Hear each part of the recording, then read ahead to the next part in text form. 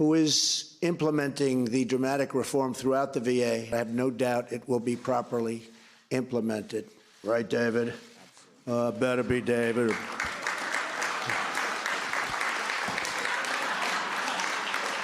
We'll never have to use those words. We'll never have to use those words on our David. That was the president back in June, and clearly some things have changed. Joining us now, the outgoing Secretary of Veterans Affairs, David Shulkin. Thank you very much for being on the show this morning. It was very different than Hope Hicks' portico kiss goodbye. You were not notified by the president himself. I believe the same thing happened with McMaster, who got a phone call from someone else. How did your departure, how did you find out that you would be leaving the White House? Well, shortly before the president tweeted out, the chief of staff gave me a call just to let me know and gave me a heads up.